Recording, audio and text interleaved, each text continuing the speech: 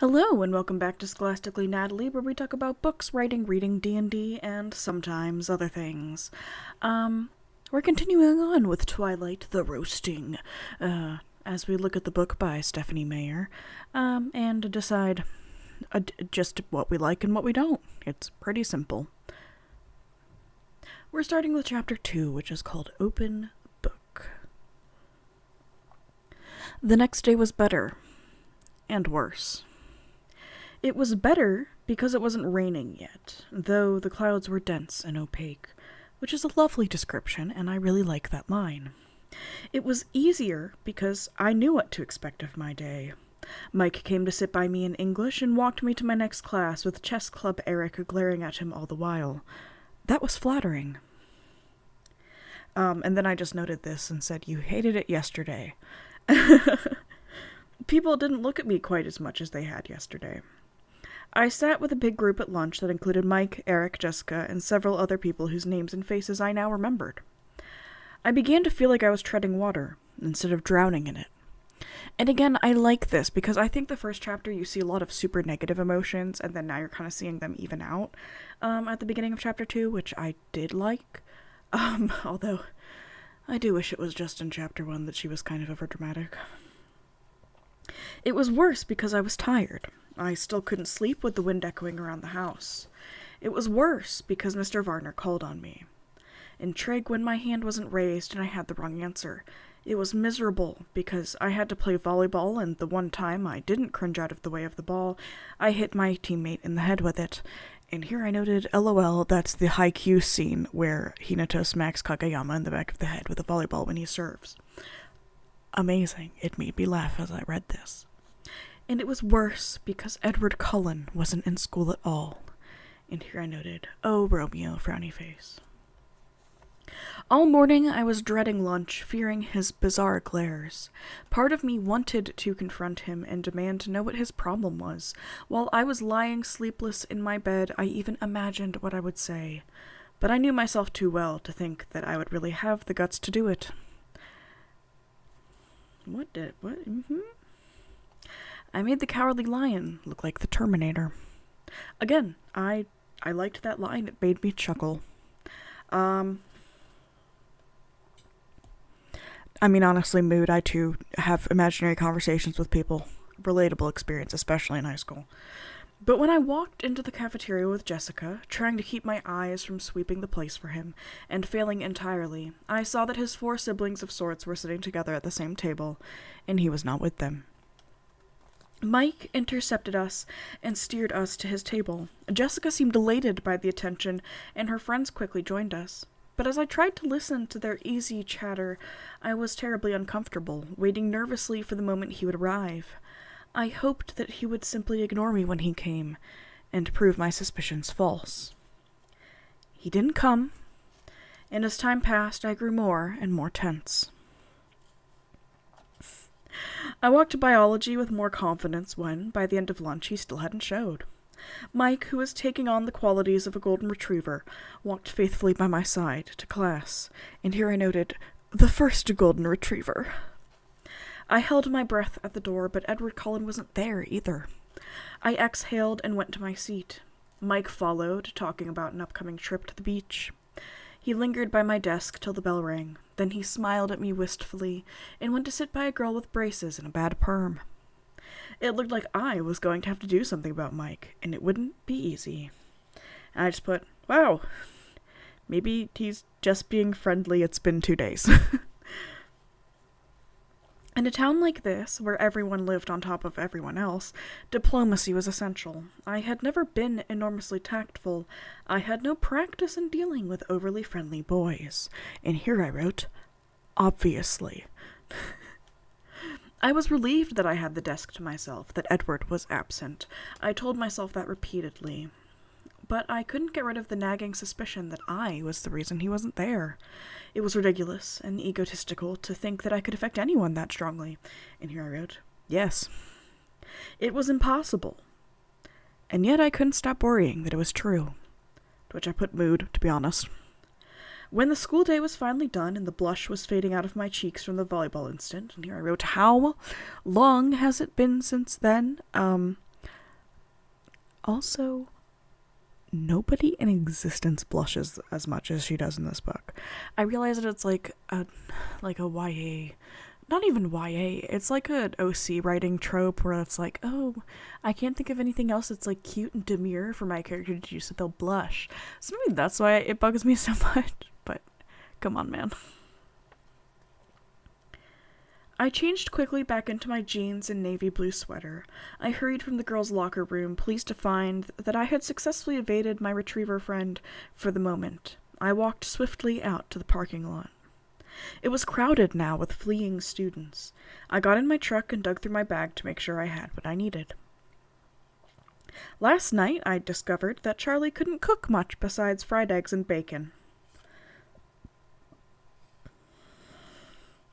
So I requested that I be assigned a kitchen detail for the duration of my stay. He was willing enough to hand over the keys to the banquet hall. I also found out that he had no food in the house. And my first initial response was, gotta save those menfolk from themselves, huh? And then I but also he's been single and on his own for like a decade, and I would think he would figure out how to cook something. Or he's just single-handedly keeping the restaurants of Forks afloat, which I guess is a possibility. With Bella here, everybody's gonna go out of business. So I had my shopping list and the cash from the jar in the cupboard labeled food money, and I was on my way to the thriftway. You know, I never quite realized that, I like didn't note the jar in the cupboard labeled food money, but like what? Was this common in like the early 2000s? I guess I'm just like super used to credit cards. But even then, even when I went grocery shopping with my mom when I was like super young, I do not remember her like carrying cash to pay for groceries. I don't know. I just thought it was weird. I gunned my deafening engine to life, ignoring the heads that turned in my direction, and backed carefully into a place in the line of cars that were waiting to exit the parking lot. As I waited, trying to pretend that the ear-splitting rumble was coming from someone else's car, I saw the two Cullens and the Hale twins getting into their car. It was the shiny new Volvo. Of course. I hadn't noticed their clothes before. I'd been too mesmerized by their faces. Now that I looked, it was obvious that they were all dressed exceptionally well, simply, but in clothes that subtly hinted at designer origins. I mean, to be honest, you could say the same thing about Sheehan's knockoffs. With their remarkable good looks, the style with which they carried themselves, they could have worn dish rags and pulled it off. Which is also an interesting turn of phrase, because I'm used to hearing, like, garbage bags or, like, a burlap sack. So now I'm kind of wondering if, like, is it also normal to say, like, dish rags? It seemed excessive for them to have both looks and money. But as far as I could tell, life worked that way most of the time. It didn't look as if it bought them any acceptance here. Which, like, here, I'm pretty sure I wrote this somewhere else as well, but, like, what if they just don't want to talk to people? They could just be supremely elitist. No, I didn't fully believe that. The isolation must be their desire. And I was like, yeah, of course. And here I put, wow, I wonder why they didn't talk to you. I couldn't imagine any door that wouldn't be opened by that degree of beauty. Which also, like, so shallow. I mean, to be fair, I guess teenagers are incredibly shallow, but, like, at the same time, man, what if they're as boring as a piece of cardboard? They looked at my noisy truck as I passed them, just like everyone else. I kept my eyes straight forward and was relieved when I was finally free of the school grounds. The thriftway was not far from the school, just a few streets south off the highway. It was nice to be inside the supermarket. It felt normal. I did the shopping at home and I fell into the pattern of the familiar task gladly. The store was big enough inside that I couldn't hear the tapping of the rain on the roof to remind me where I was. So the ultimate question is, considering how far away they are from each other, I would assume that they would have different stores. Just because, like, talking with my coworkers who, like, work in different states, like, it's incredibly obvious that there are some chains that are only present in certain states. So, like, I don't know. I would, like, I want that tiny detail in here, even though, like, I know that it's, like, a stupid thing to want. When I got home, I unloaded all the groceries, stuffing them in wherever I could find an open space. I hoped Charlie wouldn't mind. I wrapped potatoes in foil and stuck them in the oven to bake, covered a steak in marinade, and balanced it on top of a carton of eggs in the fridge. Okay, but if if Charlie can't cook, then what is in his fridge that's taking up all the space? Sorry. Again, I'm a large proponent of organizing people's fridges, whether they want them to be or not. And I love doing it, which is why I do it. So again, I'm over here just like, why aren't you reorganizing his fridge, Bella? When I was finished with that, I took my book back upstairs. Before starting my homework, I changed into a pair of dry sweats. And then I put versus wet ones. But then I also see that she says damp and it was raining earlier, so maybe I just missed that. Pulled my damp hair up into a ponytail and checked my email for the first time. I had 3 messages. Wait, that's an inconsistency. Hold on.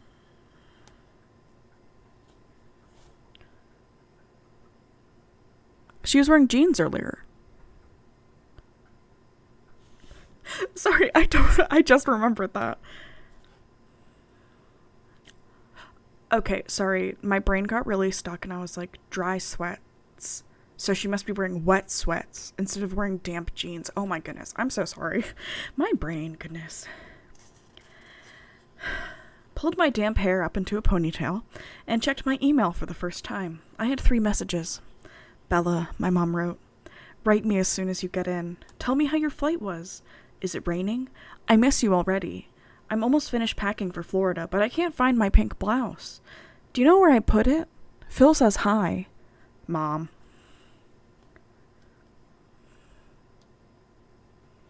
I sighed and went to the next. It was sent 8 hours after the first. Bella, she wrote, why haven't you emailed me yet? What are you waiting for? Mom. To be fair, I too forget to text my mom when I leave and go somewhere, but also I do try my best to remember it because I know she's anxious about it, and if it's a flight, I would definitely be texting her afterwards. Whew. The last was from this morning. Isabella, if I haven't heard from you by 5:30 p.m. today, I'm calling Charlie. I checked the clock. I still had an hour, but my mom was well known for jumping the gun. Mom, calm down. I'm writing now. Don't do anything rash. Bella. And here I noted, this is just such crazy parentification. And also, why are these two not communicating at all? With how much Bella was talking about how concerned she was about her mom. You'd think they'd be talking more. Which, I also get, we're setting things up later so that Bella doesn't have to worry about contacting her mom all the time. And also, her kind of rejecting parental influences. But, at the same time, oh, calm down, Mom. I know I haven't answered you in, an entire day.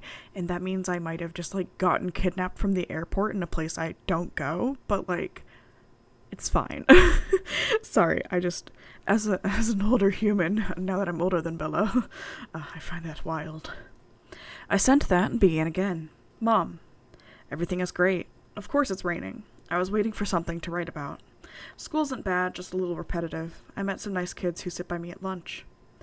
Your blouse is at the dry cleaners. You're supposed to pick it up Friday. Here, I just put OMG.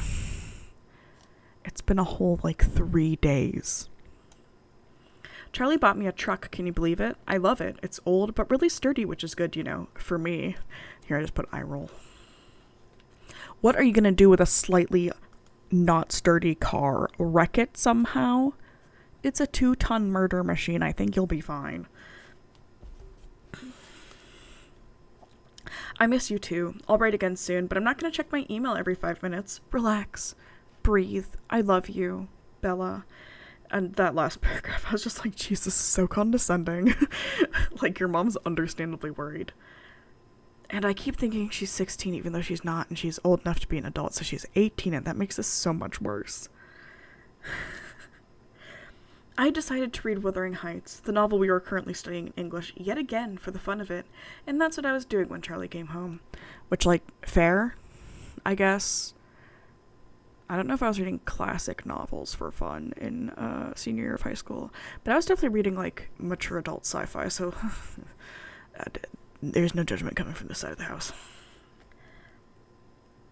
I'd lost track of time, and I hurried downstairs to take the potatoes out and put the steak in to broil.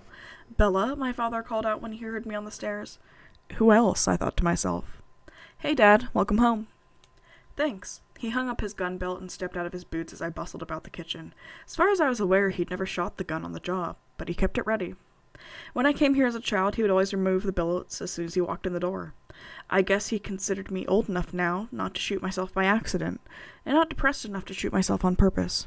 Which is a very depressing thought. What? "What's for dinner?" he asked warily. My mother was an imaginative cook, and her experiments weren't always edible. I was surprised and sad that he seemed to remember that far back. And here I circled in sad and said, "Why, he'd assume you'd be like her if you're living with her." Also, that was a large part of his life. Why wouldn't he remember? "Steak and potatoes," I answered, and he looked relieved. He seemed to feel awkward standing in the kitchen doing nothing. He lumbered into the living room to watch TV while I worked. We were both more comfortable that way. I made a salad while the steaks cooked and set the table. I called him in when dinner was ready, and he sniffed appreciatively as he walked into the room. "Smells good, Belle." "Thanks." We sat in silence for a few minutes. It wasn't uncomfortable. Neither of us was bothered by the quiet. In some ways, we were well suited for living with each other. "So how did you like school? Have you made any friends?" he asked as he was taking seconds. "Well, I have a few classes with a girl named Jessica. I sit with her friends at lunch. And there's this boy Mike who's very friendly. Everybody seems pretty nice. With one outstanding exception." I love this, should make me snicker. "That must be Mike Newton. Nice kid. Nice family. His dad owns the sporting goods store just outside of town. He makes a good living off all the backpackers who come through here." "Do you know the Cullen family?" I asked hesitantly. "Dr. Cullen's family? Sure. Dr. Cullen's a great man. The kids are a little different. They don't seem to fit in very well at school."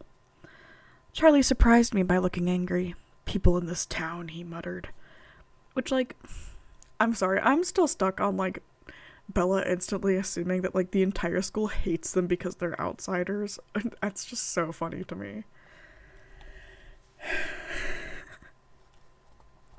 Dr. Cullen is a brilliant surgeon who could probably work in any hospital in the world, make 10 times the salary he gets here, he continued, getting louder. We're lucky to have him. Lucky that his wife wanted to live in a small town. He is an asset to the community, and all of those kids are well behaved and polite. I had my doubts when they first moved in with all those adopted teenagers.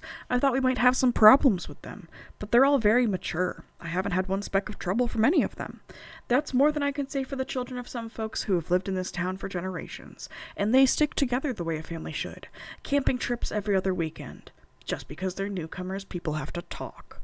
And here I put, "Aw, Charlie, that's really sweet." And it was nice. I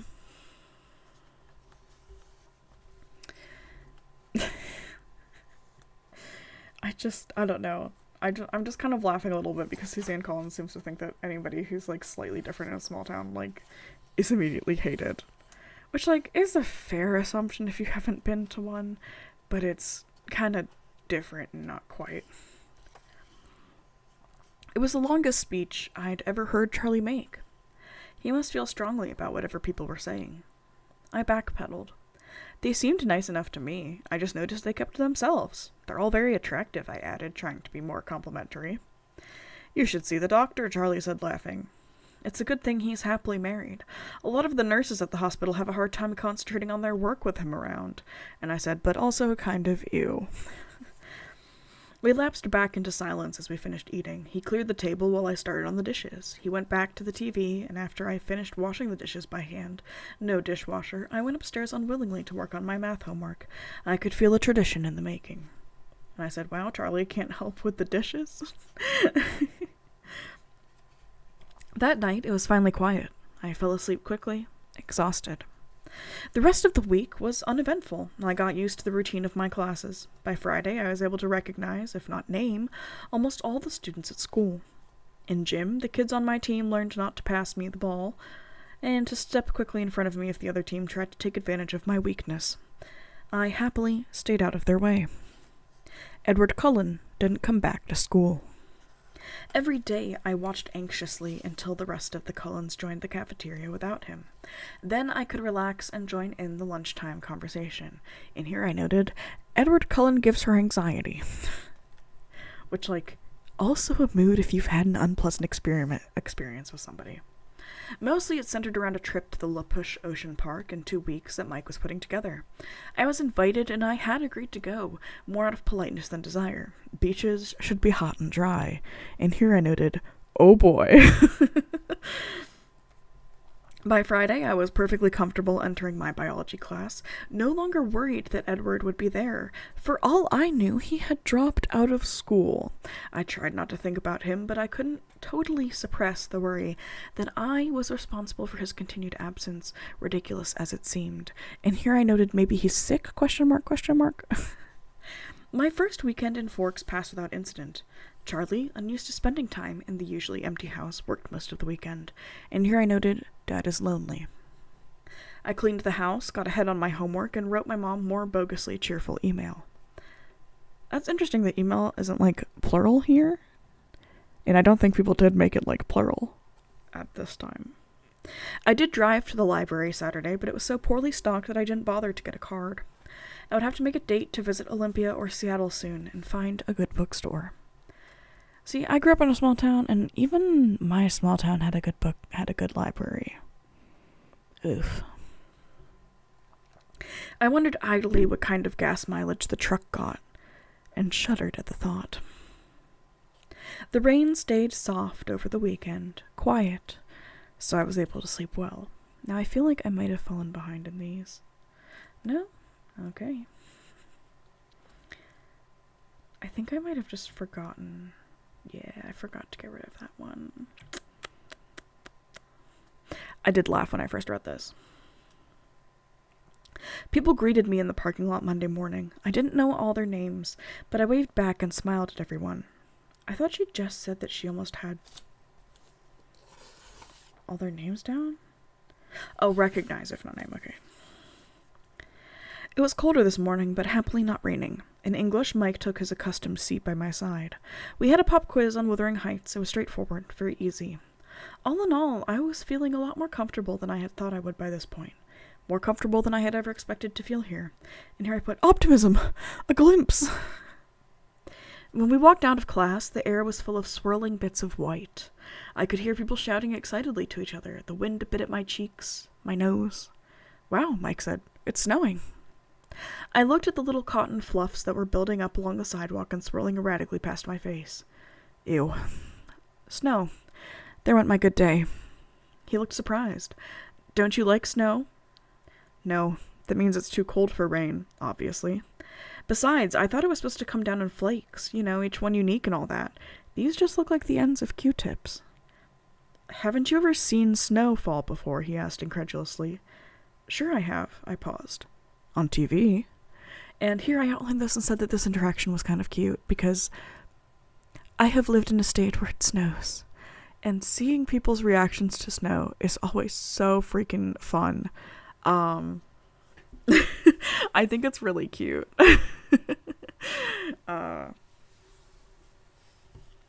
Although, to be fair, in a small town, I also hate snow.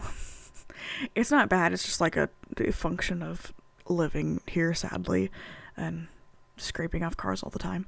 But I don't like it because my feet and my fingers get really cold, and I'm not scared of telling people that. Mike laughed, and then a big squishy ball of dripping snow smacked into the back of his head. We both turned to see where it came from. I had my suspicions about Eric, who was walking away, his back toward us, in the wrong direction for his next class. Mike apparently had the same notion. He bent over and began scraping together a pile of the white mush. Which, when we were in, middle school and elementary school, and you got permission slips, you could go outside during lunch or recess and, play in the snow, and we would get, folded down boxes from the school and sled down a hill. I'll see you at lunch, okay? I kept walking as I spoke. Once people start throwing wet stuff, I go inside, which, same. He just nodded, his eyes on Eric's retreating figure. Throughout the morning, everyone chattered excitedly about the snow. Apparently it was the first snowfall of the new year. I kept my mouth shut. Sure, it was drier than rain, until it melted in your socks. I walked alertly to the cafeteria with Jessica after Spanish. Mush balls were flying everywhere. I kept a binder in my hands, ready to use it as a shield if necessary. Jessica thought I was hilarious, but something in my expression kept her from lobbing a snowball at me herself. Mike caught up to us as we walked in the doors, laughing, with ice melting the spikes in his hair. With ice? Oh, because he has it stuck up with gel. He and Jessica were talking animatedly about the snow fight as we got in line to buy food. I glanced toward that table in the corner out of habit, and then I froze where I stood. There were 5 people at the table. Jessica pulled on my arm. Hello? Bella? What do you want? I looked down. My ears were hot. I had no reason to feel self-conscious, I reminded myself. I hadn't done anything wrong. What's with Bella? Mike asked Jessica. Nothing, I answered. I'll just get a soda today. I caught up to the end of the line. Aren't you hungry? Jessica asked. Actually, I feel a little sick, I said, my eyes still on the floor. I waited for them to get their food, and then followed them to a table, my eyes on my feet. I sipped my soda slowly, my stomach churning. Twice, Mike asked with unnecessary concern how I was feeling. And then I just said, dude, what? Which, I mean, is kind of a fair reaction, but also kind of not, because literally all Edward did was just, look at you strange. And despite being a person with social anxiety, I definitely would have just thought he was sick. But also, I too just get real nauseous and upset and not hungry when I think somebody is mad at me or I've had a fight with them. I told him it was nothing, but I was wondering if I should play it up and escape to the nurse's office for the next hour. Ridiculous. I shouldn't have to run away. I decided to permit myself one glance at the Cullen family's table. If he was glaring at me, I would skip biology like the coward I was. I kept my head down and glanced up under my lashes. None of them were looking this way. I lifted my head a little. They were laughing. Edward, Jasper, and Emmett all had their hair entirely saturated with melted snow. Alice and Rosalie were leaning away as Emmett shook his dripping hair toward them. They were enjoying the snowy day just like everyone else. Only they looked more like a scene from a movie than the rest of us. But aside from the laughter and playfulness, there was something different, and I couldn't quite pinpoint what that difference was. I examined Edward the most carefully. His skin was less pale, I decided. Flushed from the snow fight, maybe. The circle under his eyes much less noticeable. But there was something more. I pondered, staring, trying to isolate the change. Bella, what are you staring at? Jessica intruded, her eyes following my stare. At that precise moment, his eyes flashed over to meet mine. I dropped my head, letting my hair fall to conceal my face. I was sure, though, in the instant our eyes met, that he didn't look harsh or unfriendly as he had the last time I'd seen him. He looked merely curious, unsatisfied in some way. Edward Cullen is staring at you, Jessica giggled in my ear. He doesn't look angry, does he? I couldn't help asking. No, she said, sounding confused by my question. Should he be? I don't think he likes me, I confided. I still felt queasy. I put my head down on my arm. The Cullens don't like anybody. Well, they don't notice anybody enough to like them. But he's still staring at you.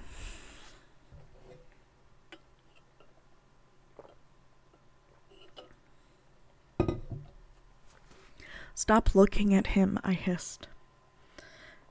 She snickered, but she looked away. I raised my head enough to make sure that she did, contemplating violence if she resisted. And here I just put, this was a cute interaction? Friends? OMG! Mike interrupted us then. He was planning an epic battle of the blizzard in the parking lot after school, and wanted us to join. Jessica agreed enthusiastically. The way she looked at Mike left little doubt that she would be up for anything he suggested. I kept silent. I would have to hide in the gym until the parking lot cleared. Here I just put lol, because that was a great sentence. For the rest of the lunch hour, I very carefully kept my eyes at my own table. I decided to honor the bargain I'd made with myself. Since he didn't look angry, I would go to biology. My stomach did frightened little flips at the thought of sitting next to him again. I didn't really want to walk to class with Mike as usual. He seemed to be a popular target for the snowball snipers. But when we went to the door, everyone besides me groaned in unison. It was raining, washing all traces of the snow away and clear, icy ribbons down the side of the walkway. I pulled my hood up, secretly pleased. I would be free to go straight home after gym. And here she shows her inexperience with winter weather. 'Cause once it rains, it freezes at night, and then it's ice in the morning. Mike kept up a string of complaints on the way to Building 4. Once inside the classroom, I saw with relief that my table was still empty. Mr. Banner was walking around the room, distributing one microscope and box of slides to each table. Class didn't start for a few minutes, and the room buzzed with conversation. I kept my eyes away from the door, doodling idly on the cover of my notebook. I heard very clearly when the chair next to me moved, but my eyes stayed carefully focused on the pattern I was drawing. "Hello," said a quiet, musical voice. I looked up, stunned that he was speaking to me. He was sitting as far away from me as the desk allowed, but his chair was angled towards me. His hair was dripping wet, disheveled. Even so, he looked like he'd just finished shooting a commercial for hair gel. And here I wrote, this sentence doesn't really make sense, just because if your hair is dripping wet, you wouldn't look like you've shot a commercial for hair gel because your hair is wet and hanging down. Sorry, I just really laughed a little bit about that, because, like, I know that she's just commenting on, like, how hot he is, but, like, at the same time, literally any other comparison would make sense.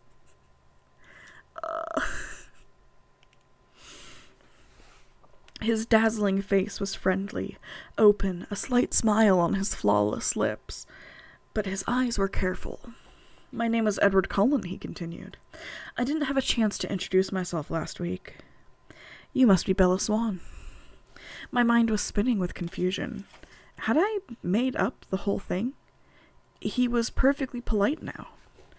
I had to speak. He was waiting, but I couldn't think of anything conventional to say. "How do you know my name?" I stammered. He laughed, a soft, enchanting laugh. "Oh, I think everyone knows your name. The whole town's been waiting for you to arrive. And here I also put, ew." 'Cause, like, admittedly, when you do have a new person joining in a small town, as we did, everyone did pretty much know that we were getting a new person, or at least if nobody knew, they knew by the end of the day. But not like this. This is just weird. I grimaced. I knew it was something like that. "No," I persisted stupidly. "I meant, why did you call me Bella?" He seemed confused. "Do you prefer Isabella?" "No, I like Bella," I said. "But I think Charlie, my dad, must call me Isabel behind my back. That's what everyone here seems to know me as," I tried to explain, feeling like an utter moron. As you should. It's been a week. Any of his siblings could go home and say, someone called her Bella, or, like, talk about her as Bella, because they're all in the same classes, and they all know each other, and as people mix across classes, they talk to each other about other people. My goodness. Oh, he let it drop. I looked away awkwardly. Thankfully, Mr. Banner started class at that moment. I tried to concentrate as he explained the lab we would be doing today. The slides in the box were out of order. Working as lab partners, we had to separate the slides of onion root tip cells into the phases of mitosis they represented and label them accordingly. In 20 minutes, he would be coming around to see who had it right. "Get started," he commanded. "Ladies first, partner?" Edward asked. I looked up to see him smiling, a crooked smile so beautiful that I could only stare at him like an idiot. "Or I could start if you wish." The smile faded. He was obviously wondering if I was mentally competent. And here I just wrote, eye roll. "No," I said, flushing. "I'll go ahead." And here I noted, ew. Sorry, it's just there's so much blushing this chapter and, like, furtive glances. I was showing off just a little. I'd already done this lab, and I knew what I was looking for. It should be easy. I snapped the first slide into place under the microscope and adjusted it quickly to the 40x objective. I studied the slide briefly. My assessment was confident. Prophase. Do you mind if I look? He asked as I began to remove the slide.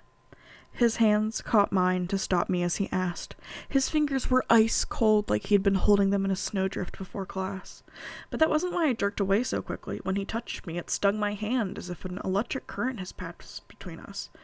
Which, like, if it's winter, yeah, you just got tons of pent-up static electricity. I'm sorry, he muttered, pulling his hand back immediately. However, he continued to reach for the microscope. I watched him, still staggered, as he examined the slide for an even shorter amount of time than I had. Prophase, he agreed, writing it neatly in the first space on our worksheet. He swiftly switched out the first slide for the second, then glanced at it cursorily. Anaphase, he murmured, writing it down as he spoke. I kept my voice indifferent. May I? He smirked and pushed the microscope to me. I looked through the eyepiece eagerly, only to be disappointed. Dang it, he was right. Why are these two flirting over frickin' cells? This is my life. This is my life. Slide 3? I held out my hand without looking at him. He handed it to me. It seemed like he was being careful not to touch my skin again. I took the most fleeting look I could imagine. Interphase. I passed him the microscope before he could ask for it. He took a swift peek, then wrote it down. I would have written it while he looked, but his clear, elegant script intimidated me. I didn't want to spoil the page with my clumsy scrawl. Which really, those two sentences just sum up their entire relationship.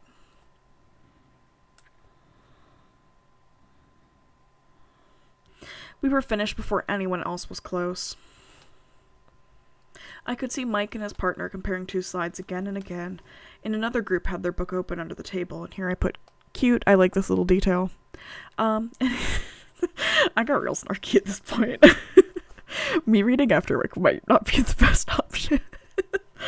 Here I put, oh, so well matched, so smart. Except they're both using prior knowledge.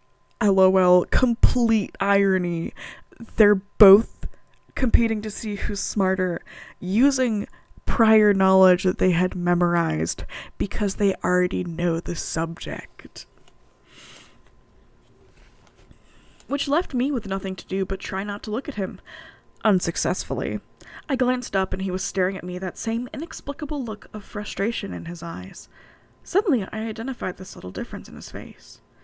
Did you get contacts? I blurted out unthinkingly. He seemed puzzled by my unexpected question. No.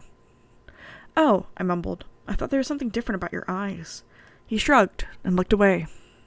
In fact, I was sure there was something different. I vividly remembered the flat black color of his eyes the last time he'd glared at me. The color was striking against the background of his pale skin and his auburn hair. Today his eyes were a completely different color, a strange ochre, darker than butterscotch, but with the same golden tone. I didn't understand how that could be, unless he was lying for some reason about the contacts. Or maybe Forks was making me crazy in the literal sense of the word. That sentence is more likely if this was a normal book. I looked down. His hands were clenched into hard fists again.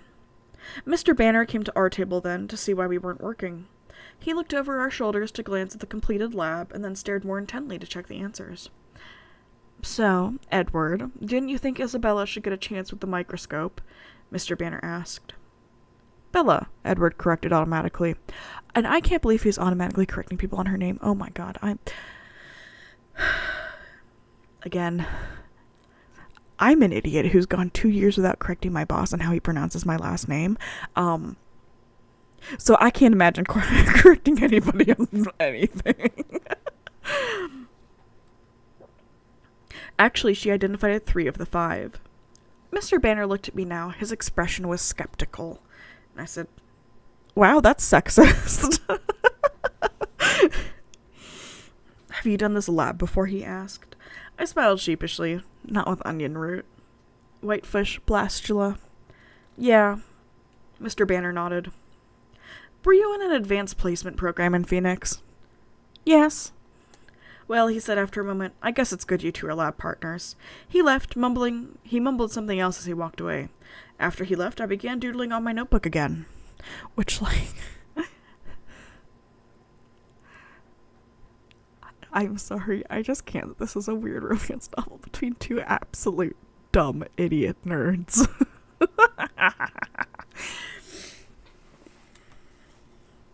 It's too bad about the snow, isn't it? Edward asked.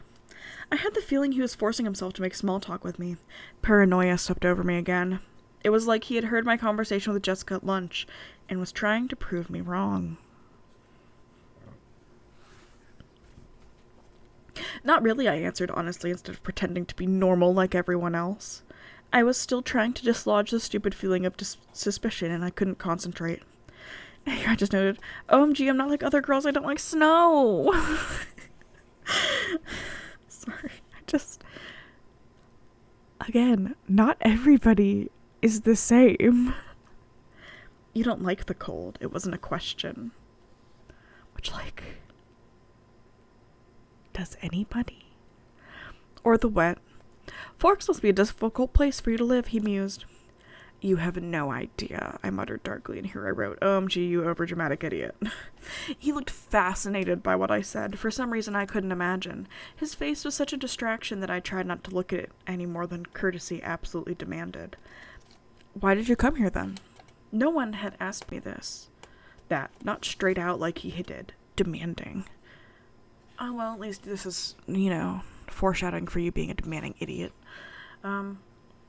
It's complicated.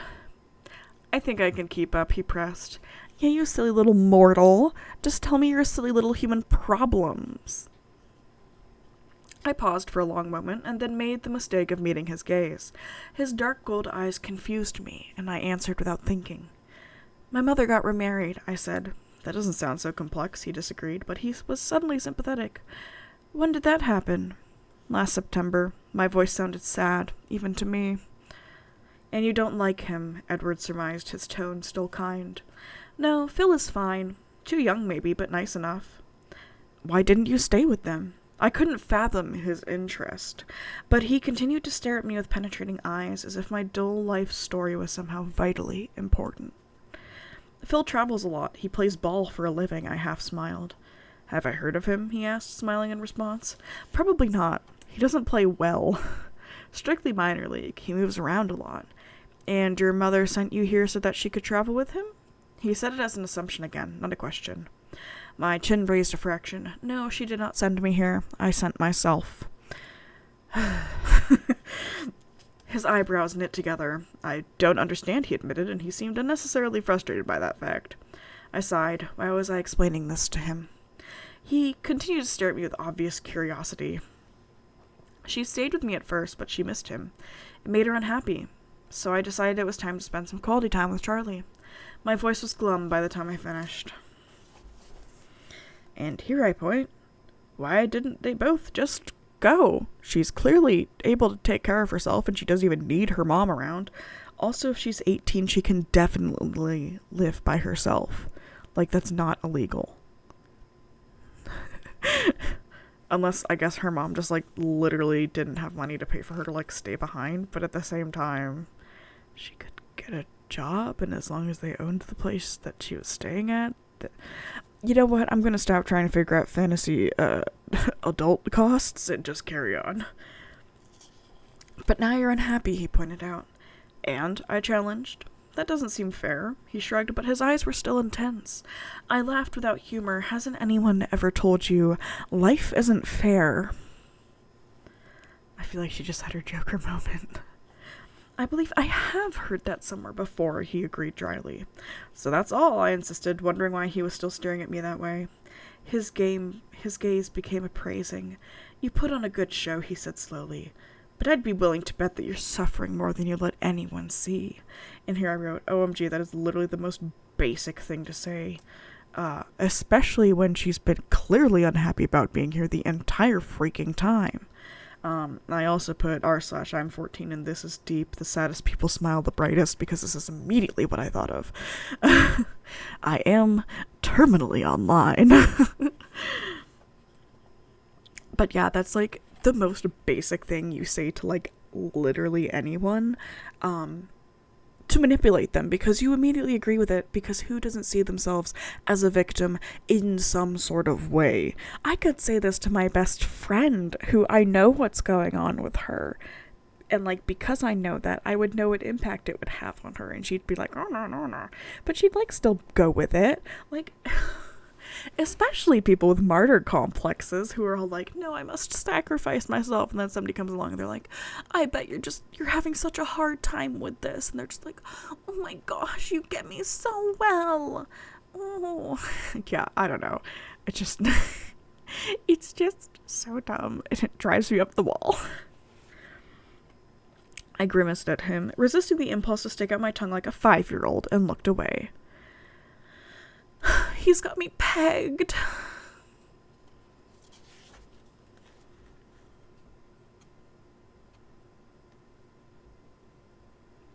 Am I wrong? I tried to ignore him. I didn't think so, he murmured smugly. Which, like, ew, shut up and go away. Why does it matter to you? I asked, irritated. I kept my eyes away, watching the teacher make his rounds. Which is a good rebuttal. That's a very good question, he muttered, so quietly that I wondered if he was talking to himself. However, after a few seconds of silence, I decided that was the only answer I was going to get. I sighed, scowling at the blackboard. Am I annoying you? He asked. He sounded amused. I glanced at him without thinking and told the truth again.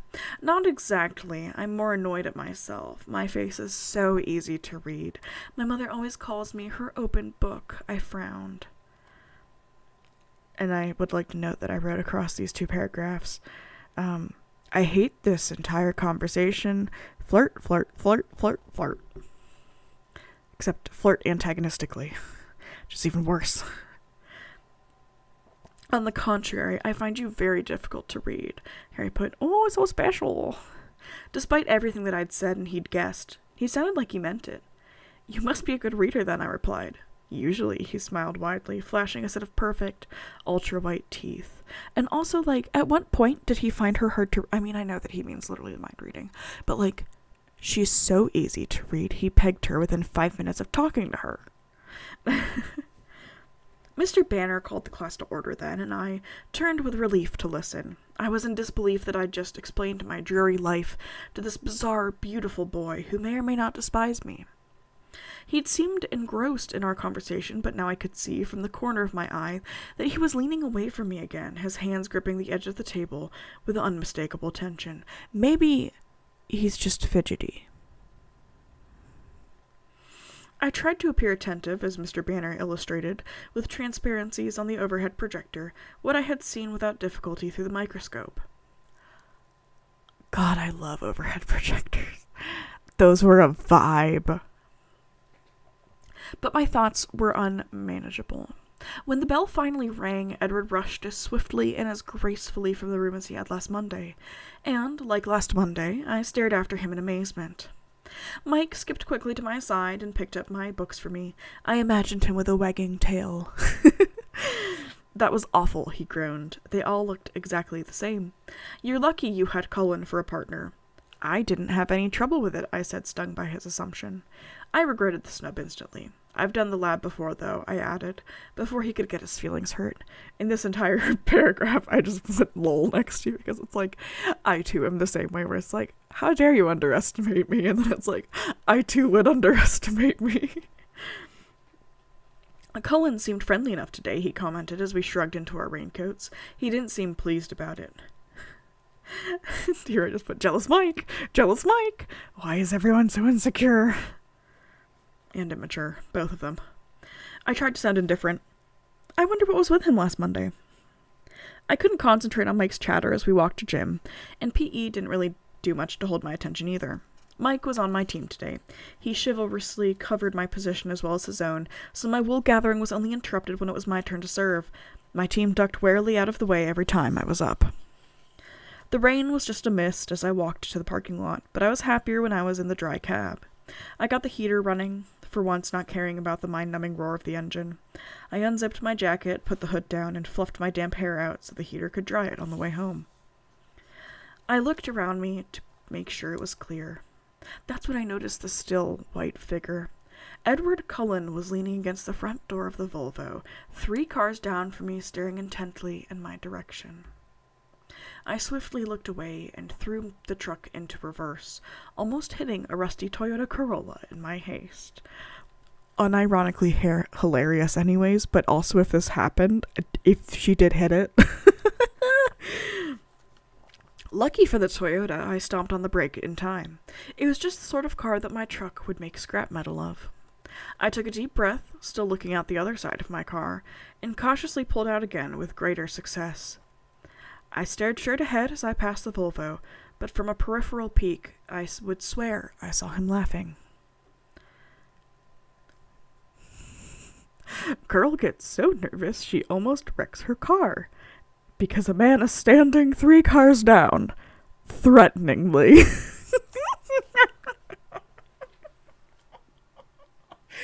And he was standing there, menacingly.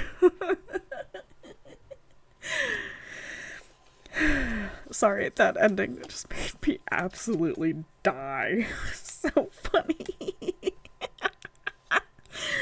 Like, it's just, I know that it was supposed to be, like, intimidating or, like, whatever, or be, like, eerie, but it's just, like, I would be laughing, too. Girl gets so flustered, she almost rear-ends a different car. Amazing. Stunning. However, I'm also offended on behalf of all Toyotas. I love my Camry. Leave us alone. Anyway, that is the end of chapter 2, where nothing really happens except Bella actually holds a conversation with Edward Cullen for once. And he gives her the r/I'm 14 and this is deep treatment, which she immediately falls for hook, line, and sinker. Oh, and he freaks her out enough that she almost wrecks her car. Just by standing there.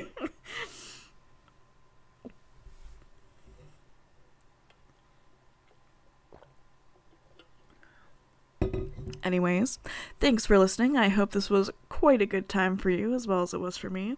I forgot how funny I found this chapter. Oh my goodness. Honestly, I enjoyed a lot of the character development we got to see today. Like, we get to see, like, Mike and Eric's competition, even though, again, just instantly falling in love with anybody who shows up at your school. Not really a thing. But I did really like it all the same. I liked seeing a bit more of Jessica than just kind of, like, rude and bitchy. And we actually got to see Bella being almost so close and yet so far, having a normal human reaction to things. So yeah, that's why I said that I liked the beginning of the chapter, because it gives you a lot more, like, nice friend moments and, like, Bella being a normal human for once in her life. And then the second half is, like, a little bit crazy in terms of just almost hyperventilating because Edward Cullen met her gaze in the cafeteria. Anywho, that's all I really got for you guys. I got my new pair of glasses today so I can see and read even better than before. But beyond that, I hope you guys have a nice weekend. I will be aiming to get a butt ton of laundry done, so get yours done as well. And with that, I will see you guys in the next one. Scholastically Natalie is out.